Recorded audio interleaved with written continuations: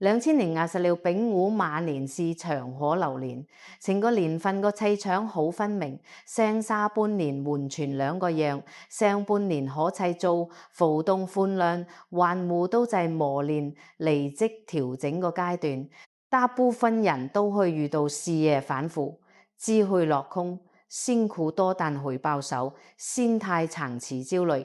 無論是作業、運錢同人相處，都會有阻滯拉扯嘅情況。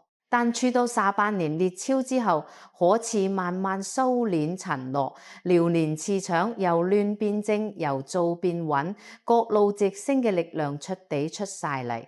大家上半年嘅沉澱同付出，終於有機會兌現，係全年最值得把握嘅收成期。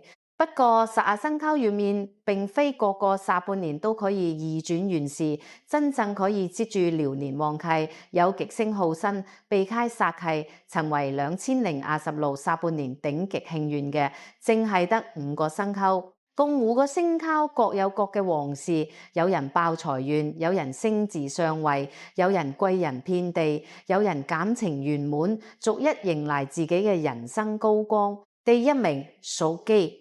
可憐真金，全年最旺，下半年全面爆發收成。屬雞地支為酉金，2026丙午馬年是典型嘅烈火煉金格局。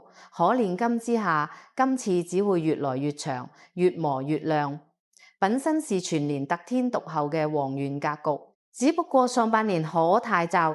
尖刺被壓制，所以大部分之人上半年都是默默蓄力，辛苦打磨。上半年你會覺得做到死都冇乜回報，轉眼解還又解，合作遲遲落唔地，付出同收穫完全唔成正比。呢個細流年磁場限制，唔係你能力唔夠，純粹時之未到。他於下半年早次消散，火次歸穩，天達雲昌、祿星等核心極星全面領身，屬雞人運勢即刻變，迎嚟全年唯一嘅大豐收期。無論職場、財運、人際、感情，都可以擺脫上半年嘅被動，一路順風順水，至下半年運勢最穩，回報最高，自首破耗嘅頭號好運生肖。事業運穩步攀升，節節登高。下半年是屬雞全年事業黃金期，打工仔會明顯覺得職場環境變好，之前唔被重視嘅成果，終於被上司睇到，長期累積嘅實力可以盡情發揮，團隊氣氛和順，小人忌少，好容易有升職加人工、積極晉升嘅機會，甚至被調去核心部門，接手優質專案，成為公司重點栽培嘅對象。運輸、策劃、設計、教育、法律、媒體運營、技術研發、公務體系等努力專業行業嘅雞人，受文昌吉星加持最長。下半年思維清晰，靈感爆棚，處事同應變能力大幅進步。無論係考資格證、評自稱、崗位競爭、資產考核，成功率都遠超上半年，好容易攞到高含金量嘅認可同資質。流月方面，農曆8、9月，細貴人事業運巔峰，直易遇到前輩、高層、行業大佬、優質客戶主動提攜資源、專案、經驗，全方位幫你，直加拉高事業層級。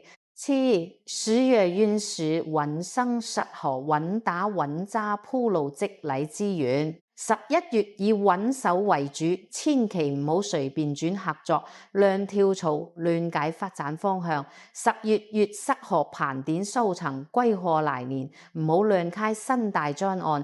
唯一要注意，下半年有青微轉石煞監有，唔影響整體旺運，但容易惹口舌是非。職場溝通、相互談判、同人相處，設計好直心概，隨意吐槽，背後評人，保持低調穩重，謹言慎行，就可以完全避開小人同口碑受損嘅問題。財運正財大旺，多元增長。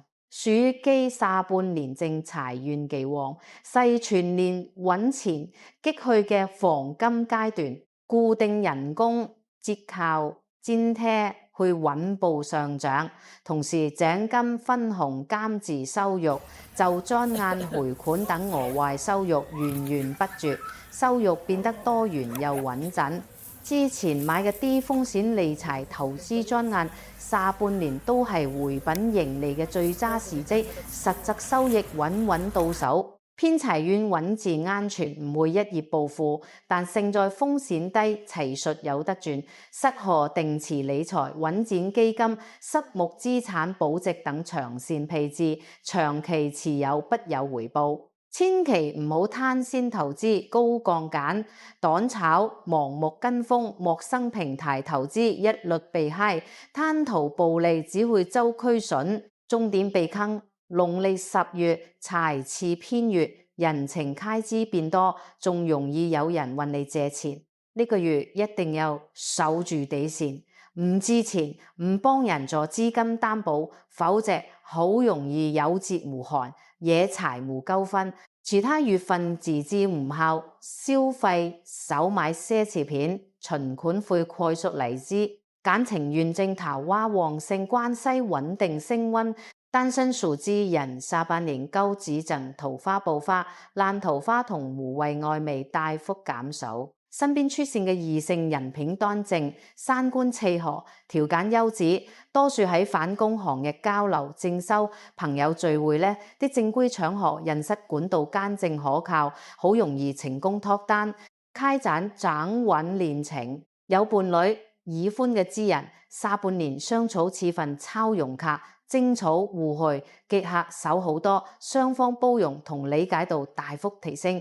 好，適合安排情侶旅程、見家長、訂婚結婚、買樓裝修、添置家庭大件、穩固感情同家庭關係。需要留意社交應酬、網絡交流會有數量曖昧桃花之友，有穩定感情嘅一定要守住邊界，保持分寸，唔好一時大意，影響多年感情同家庭安穩。健康運整體平穩，調理作息極好，全年互打並通，整體狀態良好。下半年主要係作息同飲食帶嚟嘅亞健康問題，長期加班捱夜會導致睡眠差、眼疲勞、喉嚨上火、內分泌失調。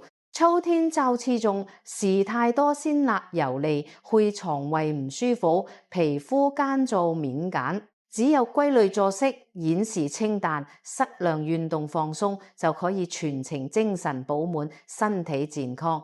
開運小貼士：佩戴龍城絲戶，資助陳友療和磁場，旺貴人揾財運。話小人，住家同辦公室東南方保持整潔通透，擺長青類設，旺雲昌，助事業升級。仲要參與考試、面試。決定優先揀上戶座，上戶陽氣旺，情勢率更高。啲亞明、鼠羊、六合太歲、虎身貴人滿途合作，身財運勢大移轉。屬羊地支為土，2026丙午馬年午為流下，係標準下太歲貴人嘅絕，極之難得。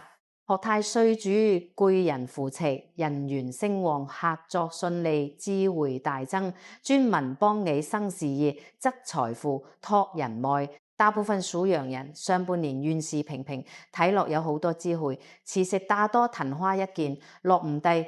好多人仲經歷轉工、換團隊、搬屋、改變生活狀態，長期適應調整，利好不斷，自然冇乜收成。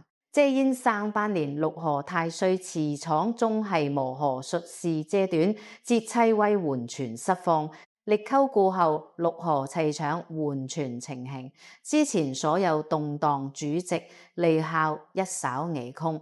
下半年係屬羊全年唯一逆轉翻身、階層突破嘅黃金期，主打借力運錢，靠人成事，穩步躍升。事業運貴人助力超強，當中得財。屬羊下半年最大優勢就係貴人多、資源足，有人撐腰。打工仔會明顯感受到上司前輩對你態度轉變，由默默無聞變成被信任、被重用，下升工作、重點專案、優質資源都會交到你手上，智慧穩步提升，升職加人工獨立，大張眼機會多多。創業、做銷售、個體戶、資源對接行業嘅洋人，下半年運勢最旺。何太歲利拓展、利合作、利人脈，多外出出差，參加商戶交流、行業聚會，主動擴張，不但有新合作、新訂單上門，之前清唔落、攻克唔到嘅客戶同專案，下半年都可以輕鬆突破，業績同規模穩步擴張。做團隊管理嘅，下半年團隊凝聚力大幅提升，人員穩定，自控力變強，專案推進效率遠勝上半年，仲容易吸引優秀人才加入。自由職業者可以穩定長期甲方，擺脫上半年訂單零散、客源唔穩嘅困境。療癒方面，農曆7至10月係事業人脈巔峰，適合大膽拓展爭取資源，推進重大專案。11月適合公告成果，穩守市場。18月市場萎動，有清位是非，唔好搞大合夥、駐俄投資、跨行發展，以收位收養為主，重點避坑。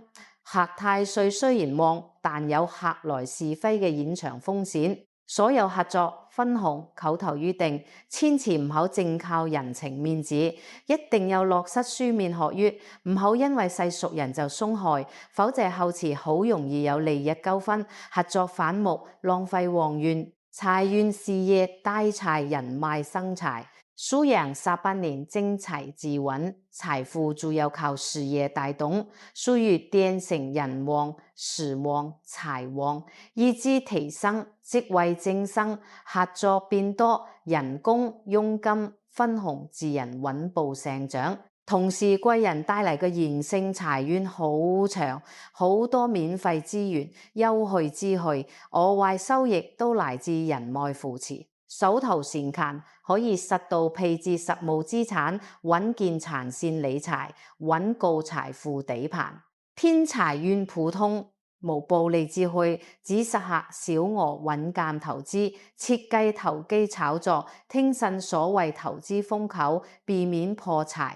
開支方面，社交應酬、人情往來使費會增加，屬於不要支出，唔需過度節省，但要杜絕攀比、衝動，唔少消費，合理理財就可以快速儲錢。感情運緣分穩健，家庭和睦。單身屬羊人下半年多靠親友、貴人牽線，認識優質異性，對方性格溫和，做事穩重，有責任心，相處舒服，默契十足，冇曖昧拉扯同內耗，好容易穩定發展，順利脫單，有伴侶已婚嘅羊人。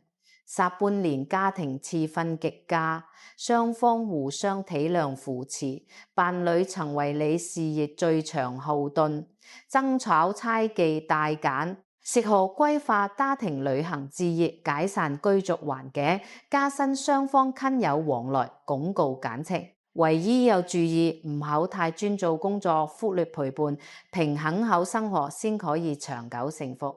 健康運平穩安康，重點調理腸胃皮膚。下半年整體冇大問題，主要留意腸胃消化、皮膚敏感同外出水土不服。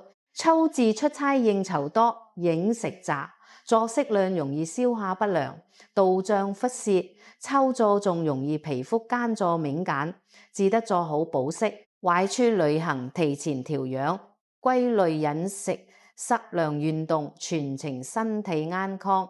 開運小貼士：提大馬城事戶，長花護衛療和太歲之氣，催旺貴人同財運。居家正南方太歲位，保持整潔明亮，雜務清空，多參加婚禮、壽宴等喜慶場合，爭喜賜旺運。第3名屬虎，寅虎扮可可，住突破瓶頸，逆轉升職，貴人破主。屬虎地支人戶， 2026丙午馬年寅午辦河可卒，木可相生，氣場順暢，係積佳流年吉批。呢個記住主打解困突破，生智得貴人，專門打破僵局，擺脫低谷。上半年屬虎，人長期處於壓抑瓶頸期，木生可導致木氣過度消耗，精力不足，做事出力阻力重重。想推嘅專案，想做嘅歸課，總係遇到競爭大、團隊唔配合、客戶反覆、資源不足等問題，計劃不斷延期，付出多回報少，心態焦慮，甚至自我懷疑。下半年可似收斂穩定，木可似搶平衡流通，辦河可住自次全面發揮，之前所有困境主至一手壓空。蓄積已久嘅能力、人脈、資源集中爆發，係全年唯一可以全面破局、逆轉升級嘅黃金階段。事業運破住出圈，脫穎而出。下半年屬虎，事業關鍵字破局升級、出圈得勢。打工仔之前卡住嘅工作、拖遲嘅專案，可以快速落地推薦。面對疑難問題、負責任務時，你嘅思維同能力會被上司高度認可，輕易脫穎而出，獲得升職加人工，主導核心專案嘅機會，行業口碑同專業度大幅提升。互聯網市場行銷、文娛傳媒、公關策劃、創意設計、銷售行業嘅虎人最契合木火相生氣場，下半年思維活躍，創意十足，執行力超強。輕易抓住市場風口，做出亮眼成績。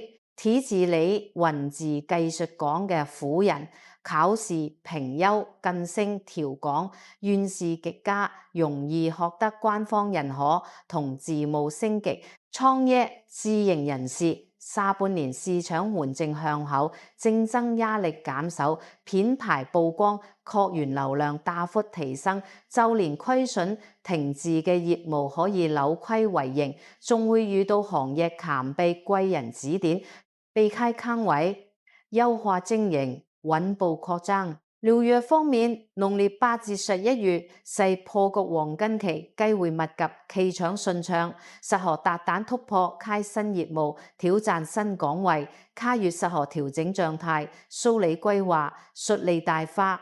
4月穩守成果，重質沉澱為主。事業避坑，雖然整體上好，但有稱為是非煞。職場設計太高調，鋒芒太露，唔好搶風頭。越職做事，亂評公司決策，低調穩重先可以避小人，免紛爭。同時唔好貪多求快，專注核心目標，先可以最大化把握旺運。財運增財回升，穩步支付。屬虎，下半年徹底擺脫上半年流為手殼、財刺後石嘅狀態。隨做事業突破，業績上升，智慧晉升，人工、獎金、佣金、分紅穩步增長，財富累積速度明顯加快。上半年嘅付出全部兌現為實質收益，偏財運逐步回暖，適合小額穩健長線投資，順應市場趨勢穩賺。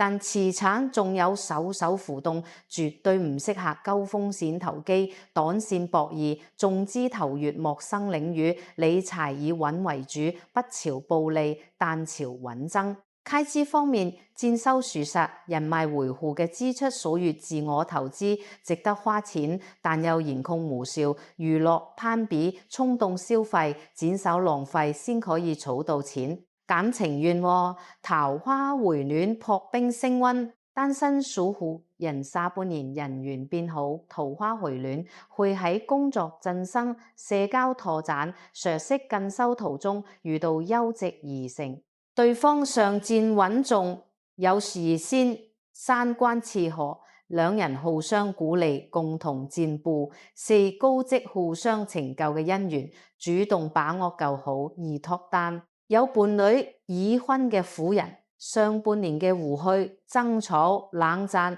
隔閡去隨住運勢好轉慢慢消散，雙方溝通變得波容順暢，更加體諒對方。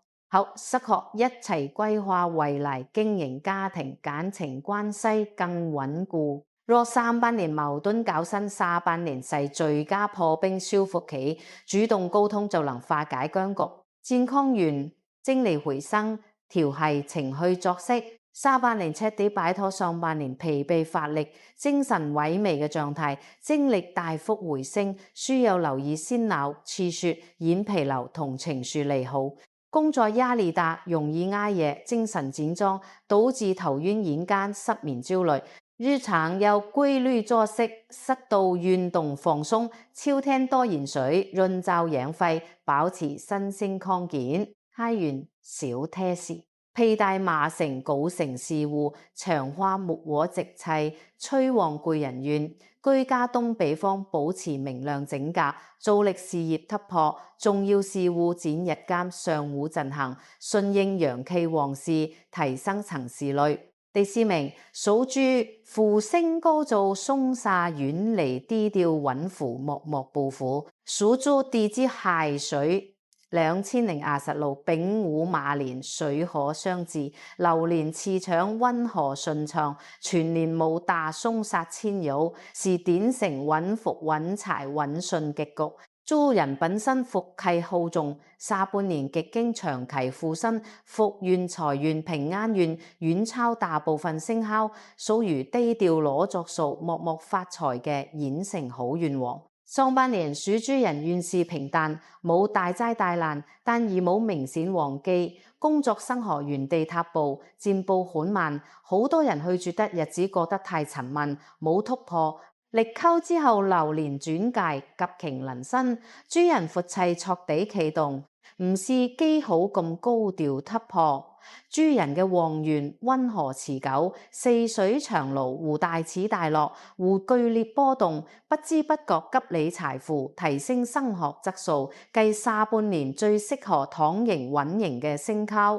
事運順遂無礙，稍早稍愛。下半年屬豬人事業主打順心穩陣，冇小人冇利好，打工仔職場環境和諧，同事上司配合度高，日常工作事半功倍。雖然唔一定有劇烈升職，但可以穩守崗位，累積經驗，深得上司信任，為來年升職鋪路，仲容易遇到輕鬆高薪、壓力細嘅優質崗位機會。自由職業、個體服務行業嘅豬人，下半年客源穩定，口碑變好，回頭客增多，新客不斷，業務量穩步上漲，至少遇到客戶糾紛投訴。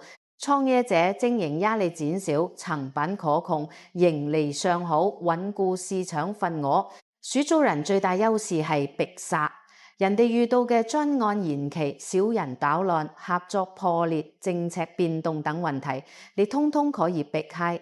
想揾工轉工嘅豬人，下半年潮職運出家，容易揾到氛圍好、人工合理、壓力適中嘅好工。療養方面，7至10月是最筍，適合籌資轉崗，穩固業務、積累資源。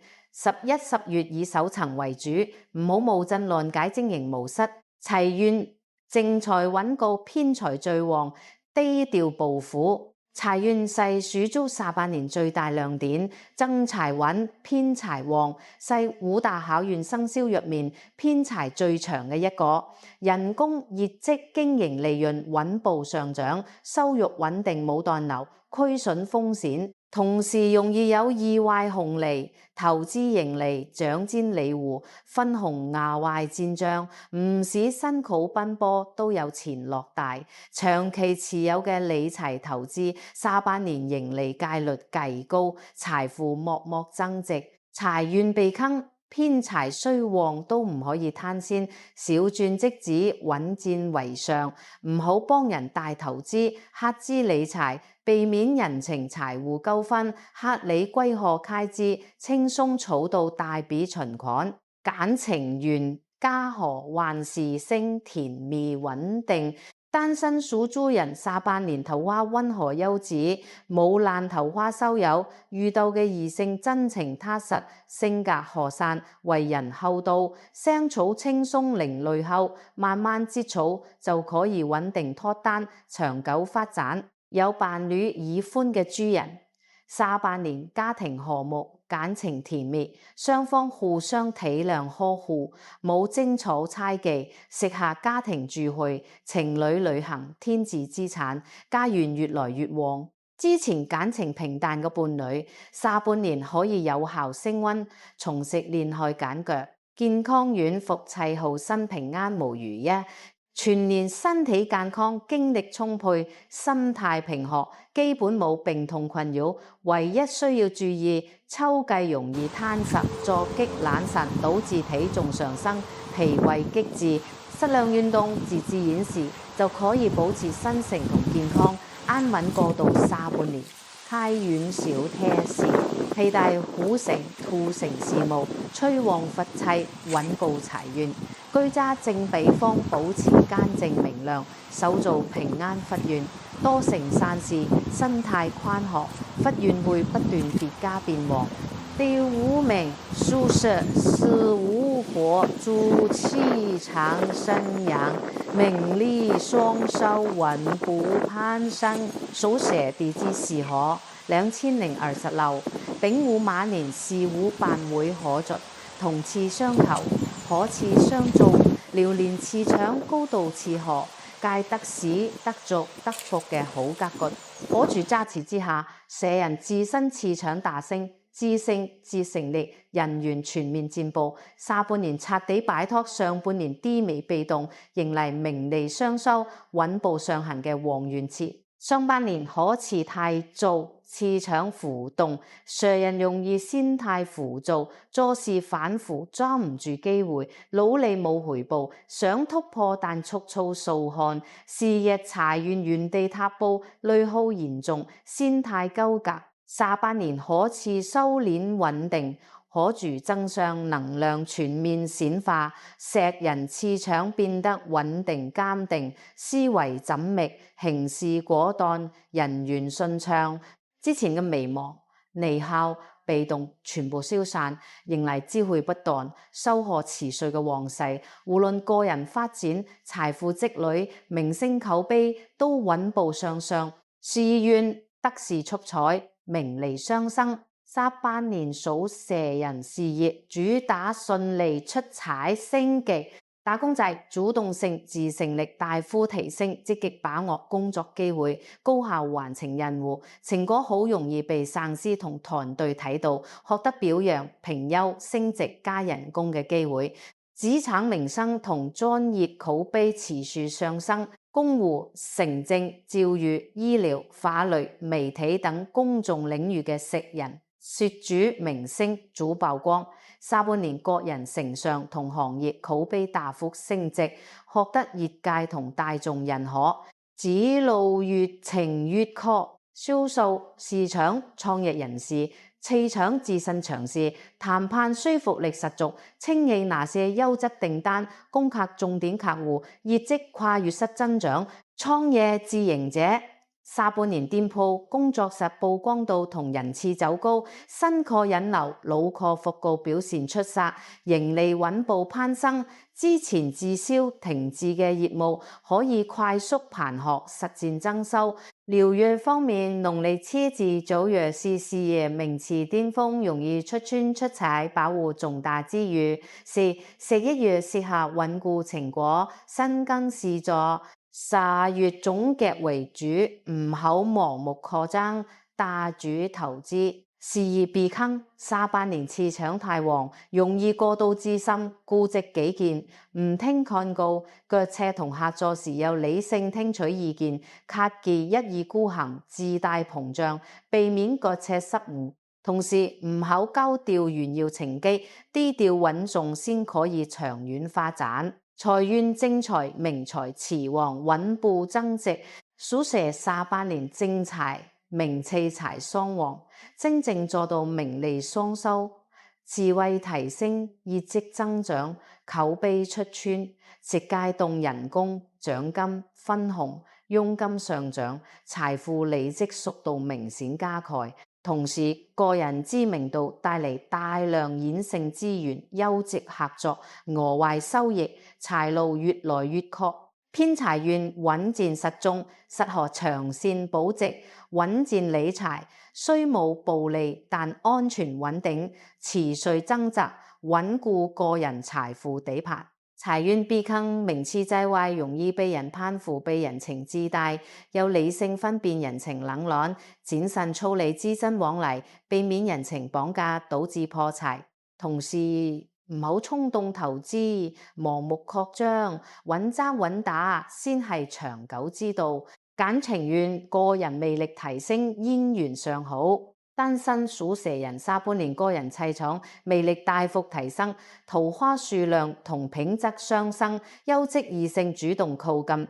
喺工作、社交、公開場合，極易遇到良緣，主動接觸就可以順利脫單，開展穩定戀情。有伴侶已婚嘅蛇人，個人狀態出色，帶動感情升溫，伴侶更加欣賞認可你，雙方互相扶持，共同進步。好，實下見家長、訂婚、結婚、置業等人生大事，鞏固感情同家庭關係。之前感情平淡嘅伴侶，透過相處同共同成長，可以重拾甜蜜，擺脫平淡離合。健康運磁場充足，重點養生運作，整體健康良好，精力充沛，無從大演繹。下半年容易過度亢奮，忙於工作安逸，導致星火旺盛，失眠多夢，眼間疲勞。一場需要靜心養氣、規律作息，減少熬夜。秋季多適宜做養生食物，適度放鬆，保持身心狀態滿格。開運小貼士：佩戴雞行、牛行線，強化吉次，穩固人緣財運。居家正南方，保持明亮正格，助推事業名氣。重要決策公開亮相，揀日間進行，接住旺契提升運勢同成功率。2026丙午馬年下半年五大好運生交，各有各個優勢長重。屬雞係全面豐收，頂極旺運；屬羊貴人滿途，合作生財；屬虎突破瓶頸，逆轉升級。屬豬低調穩服，默默執齊；屬蛇名利雙收，穩步攀升。呢五個生肖下半年徹底擺脫上半年嘅低迷主旨，迎來全年最珍貴嘅運勢窗口期。只有把握機遇，穩紮穩打，避開是非坑點，就可以喺事業、財運、感情、生活全方位收成，實現階段性嘅人生躍升。